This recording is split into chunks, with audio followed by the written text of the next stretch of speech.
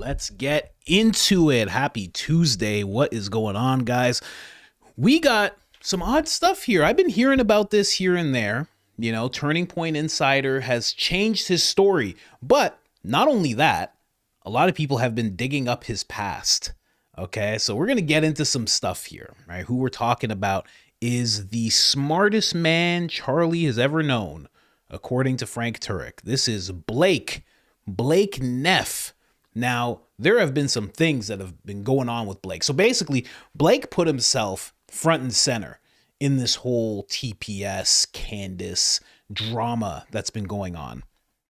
And with that comes people looking into you, especially when you go to Candace's crowd. Candace's crowd doesn't play around. When it comes to connecting dots and figuring out things about you, they're going to do that.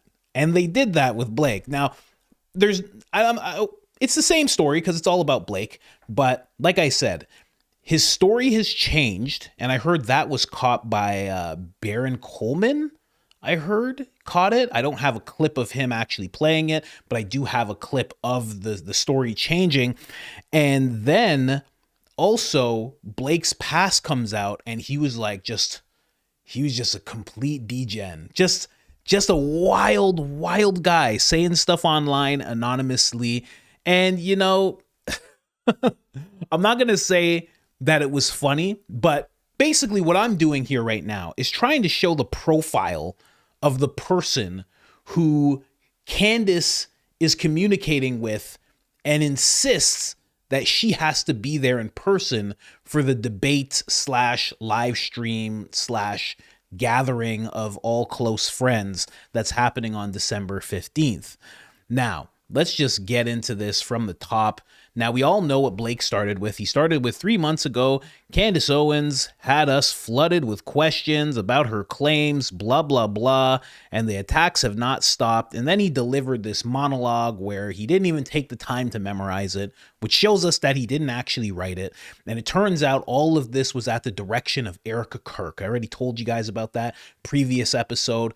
I hope you guys are keeping up with that whole thing. If not, go check it out. But apparently, he says Erica is the one who has directed him to do this and is the one that's approving him saying this stuff, right? And then, of course, everybody learns about this. Candace learns about this. She's ready to go. But Blake releases at like 1:30 in the morning. He says the live stream is announced. It's on Wednesday, December 15th, 4 p.m., Candace can be there in person. We'll be live streaming in Phoenix. She has to be there in person, etc., etc. And of course, when people saw this, they were like, oh, this is a very snake-like thing to do because it was 1:30 in the morning. She has to respond by end of day. You're not really giving her enough time. And also, you're not communicating with the person who you said you want there in person. You're just kind of doing your own thing. So, of course, Candace can't do that. Again, see other episodes I've done just recently, and you will see my breakdown of that. But basically, Candace can't do it. She says it's kind of weird that you didn't email me or call me or anything to confirm availability. And then Blake, of course, very spokesman-like. And when I say that, I mean very much like Andrew is like directing him. You know, maybe it's a combination of Andrew and Erica. Erica's approving things, telling him to get Candace. I don't know. It's very everything's very odd with Blake. I mean, from the first time I heard him talk about what happened, and then I did a breakdown because he was like, oh, I was with Mikey and this and that. And I was like, oh, let's just go to the video. And then you see Blake literally go this way. Mikey goes that way. Mikey's taking a nice little stroll, walking that way. Blake goes this way. There's no way they met up when he said they met up. He said they actually met and he saw the quivering lip and they embraced. I'm kidding. He didn't say that part. He saw the quivering lip and Mikey was all, distraught. And then all of a sudden he was like, and he became General Mikey McCoy. Oh my gosh. And then he started directing people here or there. You in the car, you get your hands off Charlie's neck. You get in the back of the car. You over there, film a selfie and tell everybody Charlie's dead. Let's go, boys. So Mikey was just directing everything, right? All right, guys, there's 3 things I need you to do. Like, subscribe, and go check out the Patreon. That's it. Get back to the episode. Let's dark humor sometimes. I apologize. But then, Blake says very just kind of like robot-like. He says, yesterday we made it clear when the scheduling would be to the accusations that you made. We decided that a response would be delivered during a live stream, etc., etc.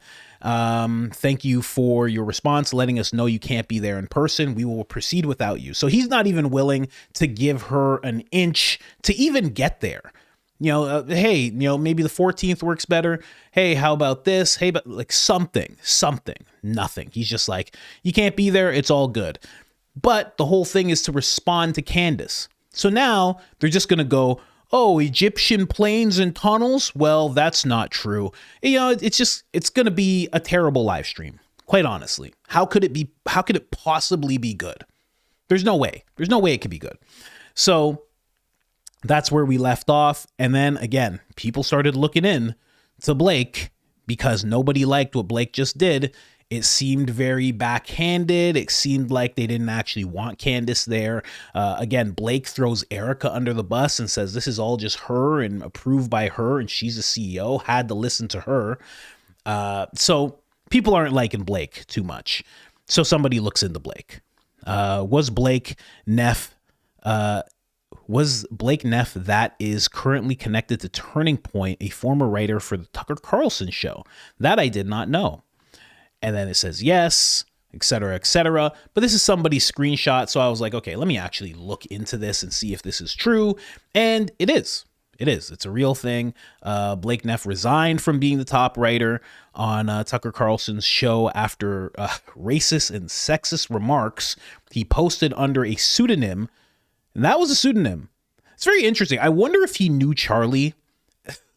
I wonder if he knew Charlie when he made that fake name.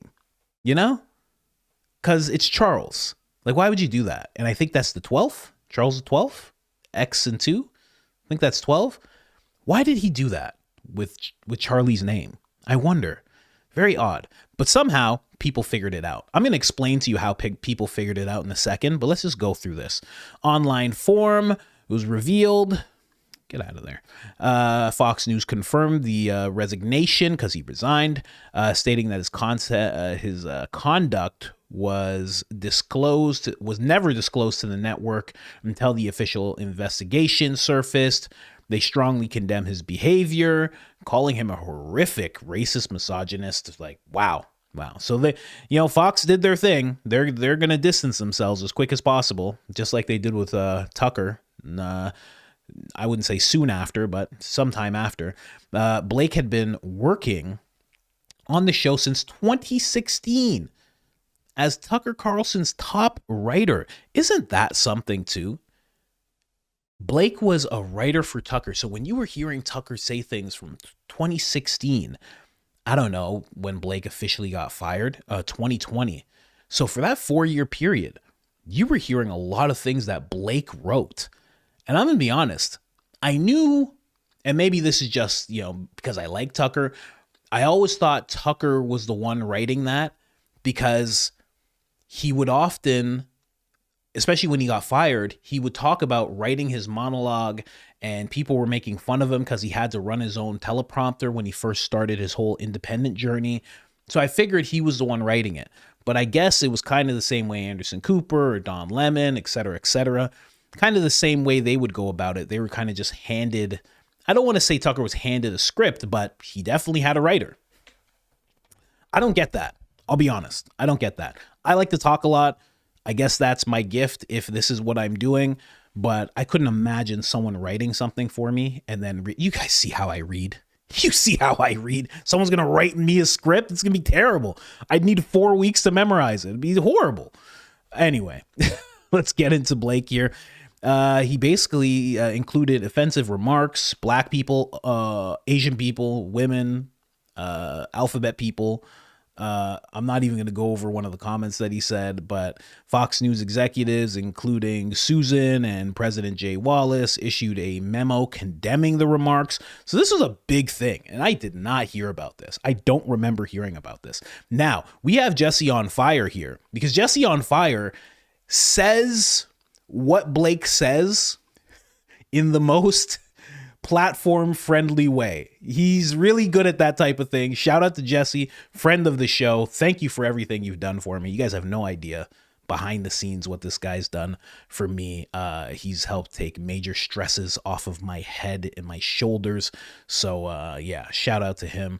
Let's jump in and hear what Blake said. Take it away, Jesse. Because he said some things. Okay, so let's get to that, right? I moved it all the way over here. Okay, so yeah, this is some of the things that he said. I will do my best to read this. It is so hard. I have to just say, it's so hard to be reading something and you have to say different things than what you're reading as you're going. It's so hard. So shout out to Jesse. Listen to this. It's ridiculous. Without, I don't know, making this video unpostable. In 2016, he replied, DK,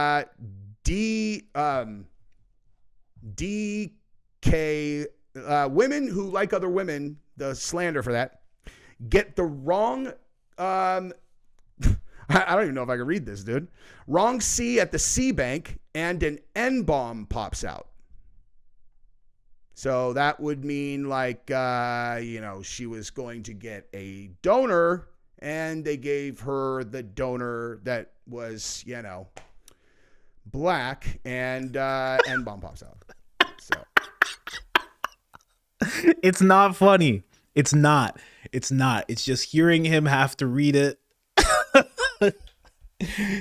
Oh my gosh. If you don't know, the C bank is the donor bank. You know, when guys have to be the donors, right? And they go to the donor bank. And some guys look like me when they go to the donor bank. And Blake says, well, that's just unfortunate for some couples that get together that are the same. Okay? That's if you didn't catch what Jesse's saying, there's my cryptic message for you. And then an N-bomb pops out. That's what I said. When my wife was pregnant and our beautiful child came into this world, gonna have another one soon, I was like, doctor, did the N-bomb pop out? And that doctor said, yes, the N-bomb is here. The half an N-bomb is here. I was like, wonderful, wonderful, doctor. Anyway, let's keep going. That's what Blake Neff, this dude, okay, not that dude, this dude said. He wrote that. This dude wrote that, okay? And that's the first one, okay? He replied to a comment in 2020, and the N-bombs are always honor students or some BS. So I don't know about you guys, right? But anyone who, like, again, I have, like, Nick Flores uses that word. I got no problem with him because you want to know why? Because he'll just sit in front of the camera and just say it. He's like, yeah, boy, bam, say it. It's just a word. Just a word. What are you going to do? And it's like, all right, you know. But a person who would never in 1 million billion years, you would have to you would need to I don't even know, like tie him to a chair and threaten something crazy to get him to say it as himself. But as soon as he gets behind the veil, he's like, N-bomb, N-bomb, N-bomb. Yeah. You like that? You're all, Jesus. So that's like what's in your brain most of the time. If you were anonymous, I don't know. That's the point that I'm talking about. When I talk about the profile of the person who is talking to Candace about being authentic, being real, has to be there in person, thought it was beneath him and Turning Point to have to answer any of these alternative theories that have been going around, all these noticings that we're all going through as we look into the Charlie Kirk case. You know, this is the profile of the guy. So I've heard stuff like this, but if you have to hide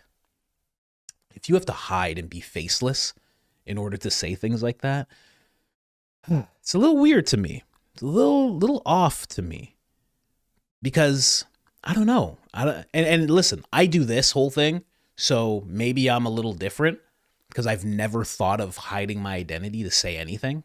I don't have a burner account. I don't have, like, that's it. It's just, this is me. This is how I look. This is how I dress. You know, like, here I am. Hi. I don't know. It's weird. It's very weird to me. Let's keep going. In July 2020, started a thread rating forum users with images from a 1990s video game, Freedom, depicting black slaves as racist stereotypes, assigning one user an image of a catcher, to which the user replied, "Thank you, Massa Charles, for this." Damn.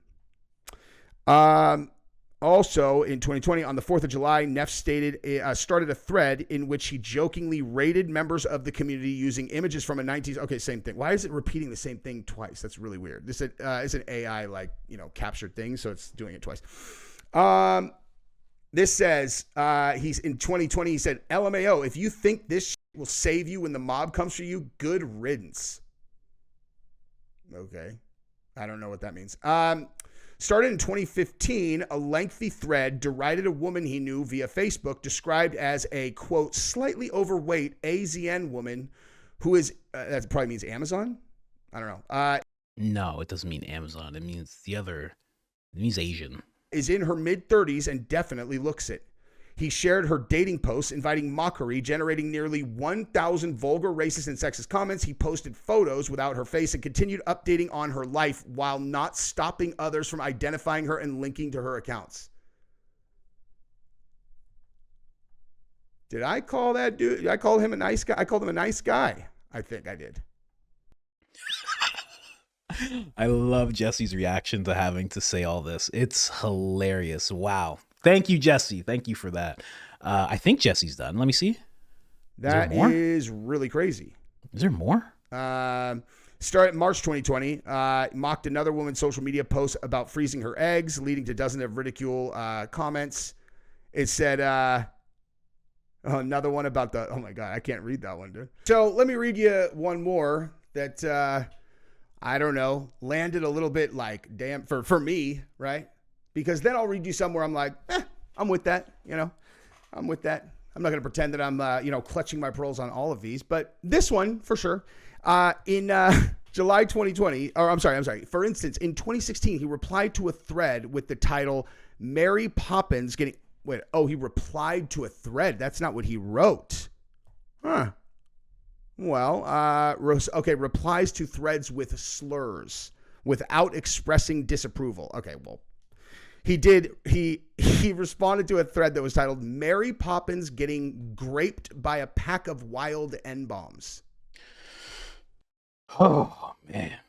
So this guy was basically just like, you're in anonymous land. Nobody knows who you are. You're going into the depths. You're going into the deep sea of the internet. You're on forums.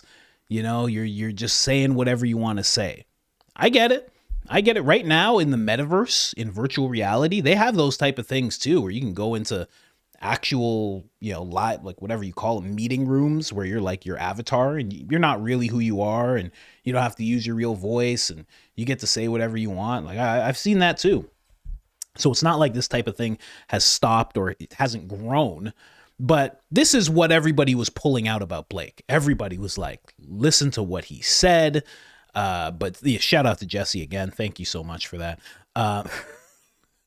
Really enjoyed Jesse having to navigate that whole thing, really, really appreciate that.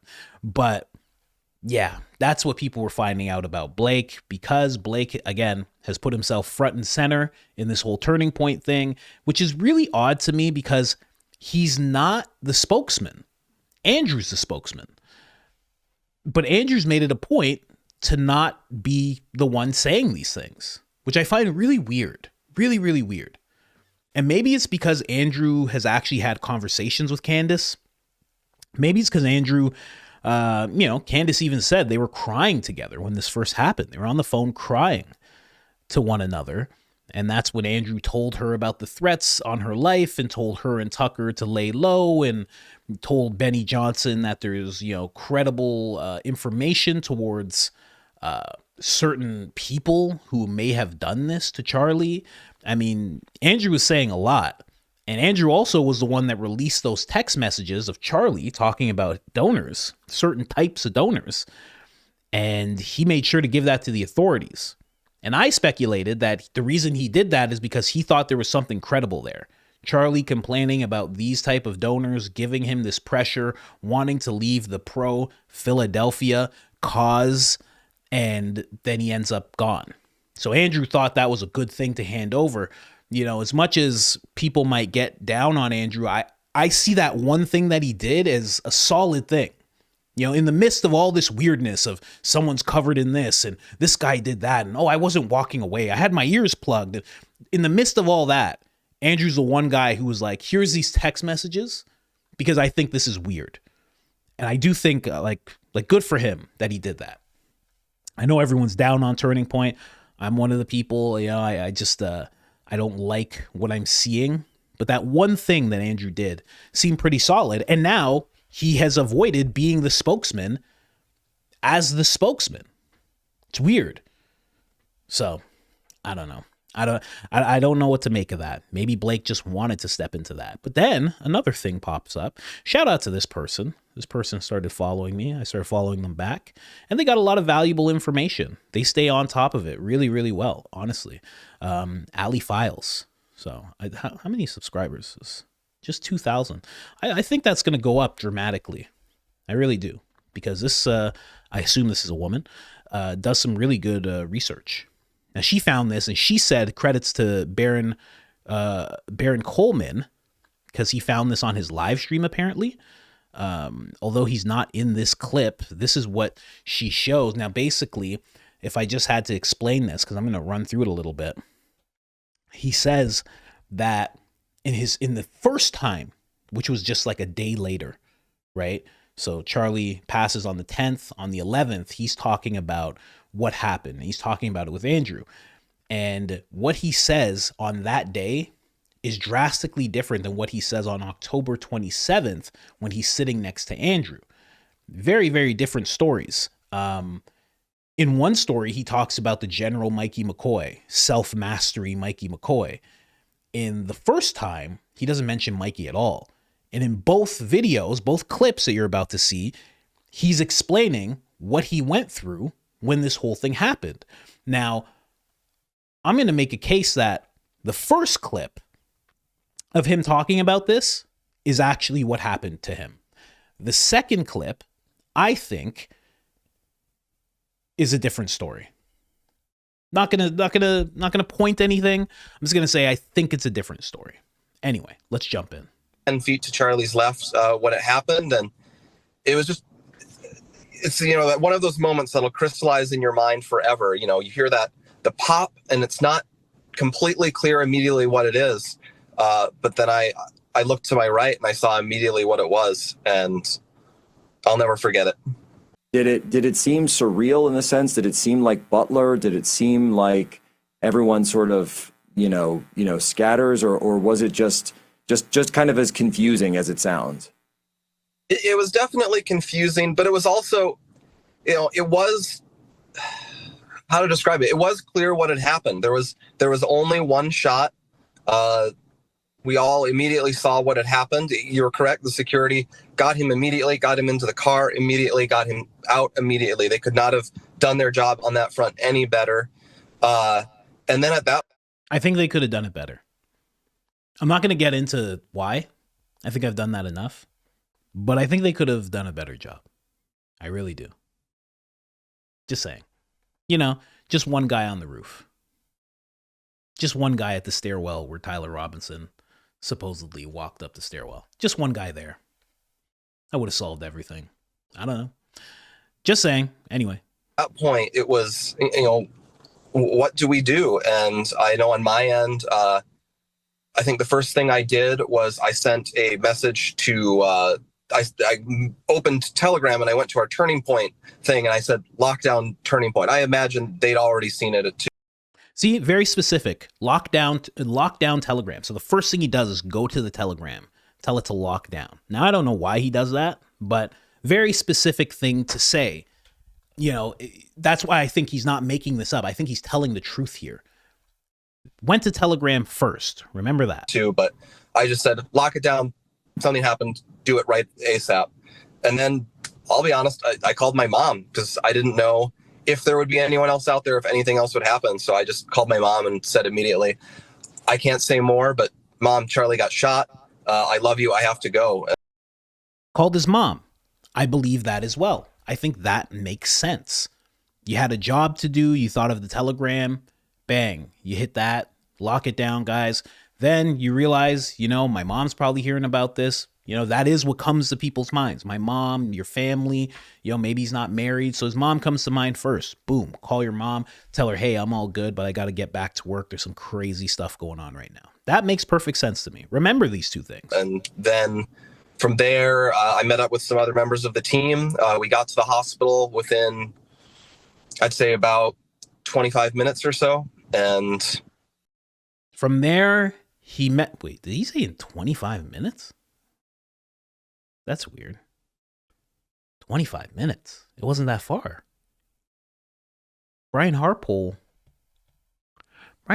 said it wasn't that far. 25 minutes. Maybe the whole thing, the meeting up and going, took 25 minutes. But you notice he says, after that, I met up with some employees and then they headed to the hospital. So that car's already gone. Charlie's already over there, or at least heading there. And now they're gathering up. And now they're going, right? I want you to remember this, because right now you could even have the charitableness to say, what do you mean? He said he met up with people, and that's when he met up with Mikey. But wait till you hear the other clip, how he explains how he met up with Mikey, okay? Just wait. And I'd say about 25 minutes or so, and the rest of the day unfolded from there. Staff, we made the decision that we wanted to address this head on because, candidly, there's so much intrigue, and I'm gonna do a generous thing. The intrigue is because people care about Charlie. Okay, so that part I understand. You're more generous than I'd be. Yes, and that's fine. And I am going to give you the floor here now, Blake, because you were there and you actually interacted with Mikey.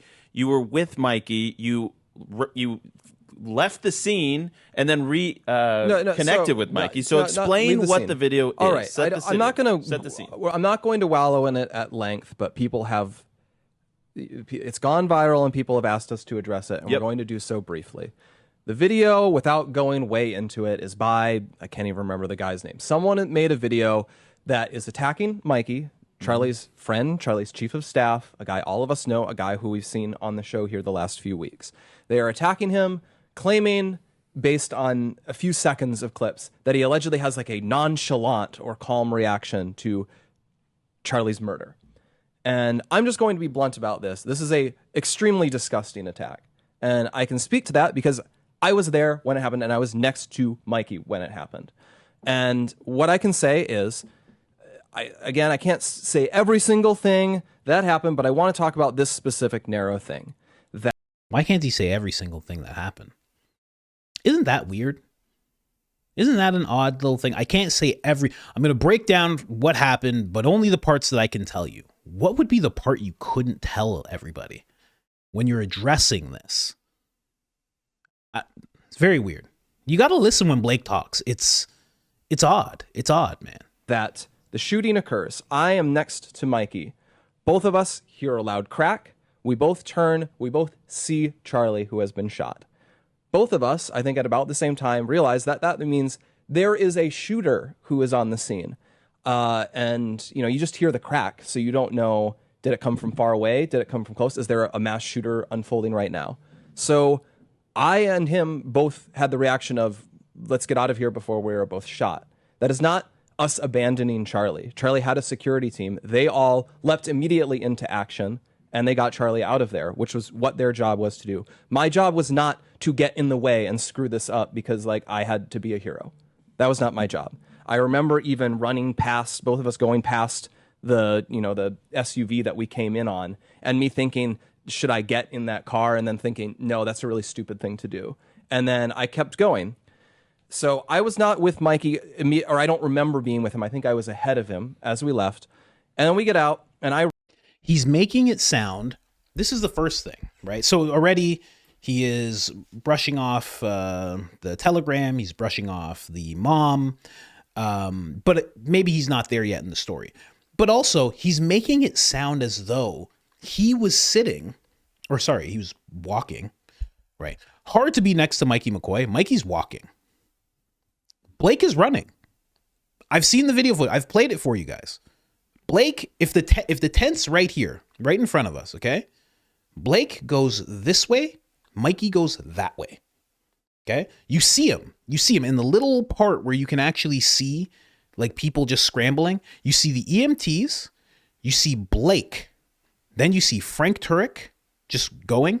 And then you see, when people change angles, you see Mikey up past the SUVs. So he's already past the SUVs, up on the curb, on the sidewalk, all the way down there. Blake is over near where the guy who took the selfie video, who was like, Charlie's been hit. That guy, he's walking towards there. So there's no way that he's with Mikey to see all of this. And when Charlie actually does get hit, sadly, Mikey immediately goes like this and walks off. Blake immediately turns around and goes.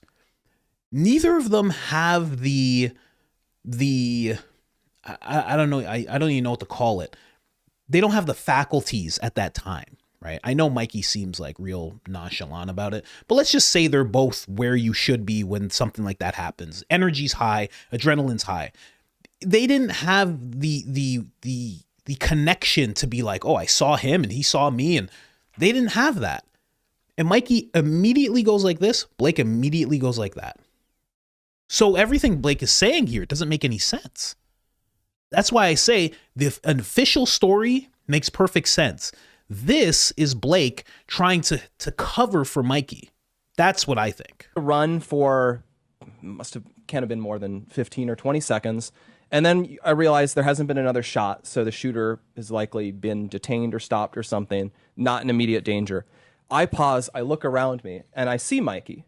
And I see Mikey there. And truthfully, I will never forget what I saw, because I've seen Mikey almost every day for the past 2 years. I know his personality very well. He's a very bubbly guy. He's a very happy guy almost all of the time. And I'll never forget what I saw, because it was clear in the moment that he was profoundly freaked out. What I'll always remember is the way his lip was quivering, which I'd never seen before. And you very rarely see from someone that he was freaking out. And then I think he literally said to me, I might be imagining this, but I think what he literally said was, then he was looking around, and then he says, I need to call Erica. And then he takes his phone and he begins calling Erica. And I don't want to disclose how that call unfolded, but he did that. Your mind extends all of. Why can't he disclose how that call went? Right? Why can't he just say he called Erica? Because they already talked about what Mikey said. And they said that Mikey and Candace already covered this, because Candace didn't believe it. She was like, this doesn't make any sense. How it was such a quick phone call. Because he literally said, Charlie's been shot. Get the kids. Get security. Get the kids. Get on a plane and get over here. And apparently that was the end of the call. That's it. Why can't he say that? Maybe because he doesn't know what the call was actually, because he wasn't actually next to Mikey the way he's saying he is. All of this, but that is happening within a minute of all of this occurring. I remember he calls Erica. Around the same time, I pull out my phone and I call my mom just to say, Mom, there's been a shooting. You're going to see it on the news. I'm okay. Pray for me. I've got to go. And I remember that call. And around the time Why not talk about Telegram in this one? Right? I'm telling you, the first story sounds way more believable. He jumped to locking down a telegram to his mom, and that was it. This one, it's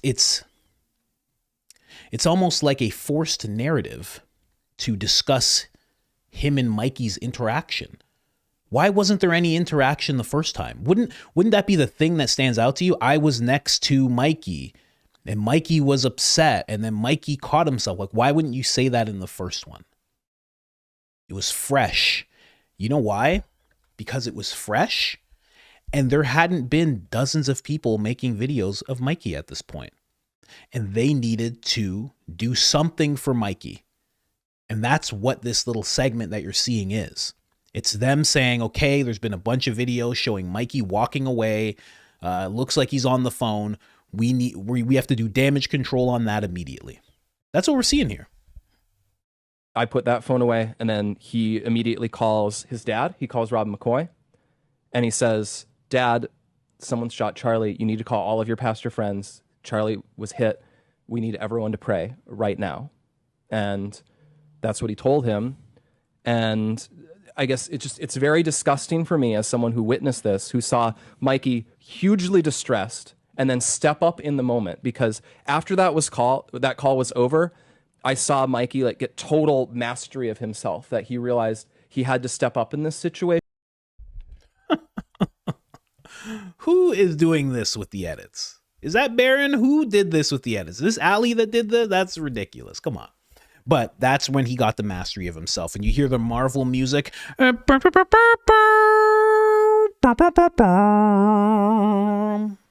of a sudden he changes, you know? You know how Captain America was before he turned into Captain America? He was just like all skinny. And then all of a sudden when he's done, he's just like big chested. And he's just like, ugh. That's what happened to Mikey. Okay? And I'll hear nothing to the contrary. All right? He's a good man.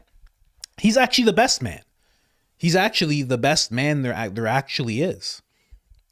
The way that they were all talking about Mikey, when everybody started calling out the whole walk-off gate, you know, the way they were talking about Mikey's actually the best person I've ever met. I mean, I have a wife, and I have thought long and hard, night after night, if I should leave my wife and ask Mikey to marry me. And the only thing that holds me back is that I have children. If it wasn't for the children, I would be pursuing Mikey McCoy. I mean, that's just me.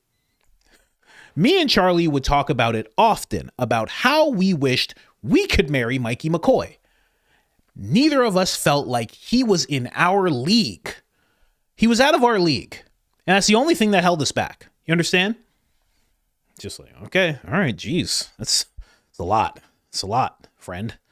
And then we just have this last clip right here of just all three of them doing a live stream once again. Once again, the live stream that is inauthentic, that is just not detailed, not accurate. You know, Blake said you can't do live streams. It just doesn't make sense. And, you know, their whole studio is set up for live streams all the time. He literally has 2 people on live stream right now. I don't know. And then on top of it, this is who Candace is supposed to trust. This guy who's throwing out N-bombs. And who knows? There could have been a bunch of people that gave him the N-word pass. Listen, I've given out a few passes. Sometimes we give out, everybody knows. We have a stack of them that they give us every year. It's true. They give us them every year and we give them out. We're supposed to only give them out to friends and family. Okay? And we give them out, you know? I gave a bunch to my wife just in case we get into arguments, you know? You know what I mean? Who knows? But Candace is supposed to trust this guy. Supposed to trust this guy that he wants to meet in person and nothing else. Supposed to trust this guy who goes on to internet forums as an anonymous person and says the most wild, unhinged things. It just shows the secretiveness that he's capable of, right? The unhinged stuff that he is rattling around in his mind. It's just, it all seems bad. From Candace's perspective of going there in person and meeting up, I was one of the first. I was like, I think she should be in person. That would be great. But now when you learn more about Blake and the fact, like, and this is Blake, what about the rest? Like, I'm not saying they were all on internet forums and doing stuff like that. That's not what I'm saying. But you have to think, you're going to be in this place with these 5 people who don't like you, and you've said things about them that shows that you don't like them, and their security detail does not like you either. You know, it just, the whole thing is just, I don't know about that. I just don't know about that. But that's what I wanted to bring you. Oh, we're at 40 minutes already. I gotta cut this, guys. Come on.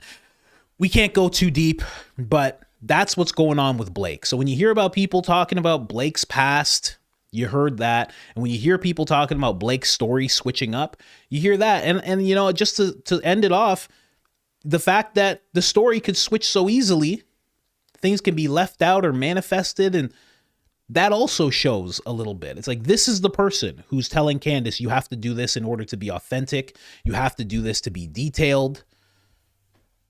I don't know. It's wild. It's wild. Anyways, and also I just want to say, I wonder how they found him. How did they find him on these internet forums? His name's Blake Neff, and his pseudonym was Charles 12. How did they link that up? Because if people get my DMs, listen, I don't swear around my kid. I don't swear when I'm on here, okay? And I try not to swear in my regular life. But, oh my God. If you saw those DMs, you'd love me even more. Let's be honest. Some people wouldn't like it. There's a lot of people that would be like, wow, look at Coach. I knew he was cool. I knew Coach was noticing. Coach never says Philadelphia in his DMs. Coach hasn't said Philadelphia once in his DMs. He's just letting it rip. Yeah, that's how it is. Anyways, guys, have a great day, rest of the day. I will see you guys tomorrow. I'm out of here.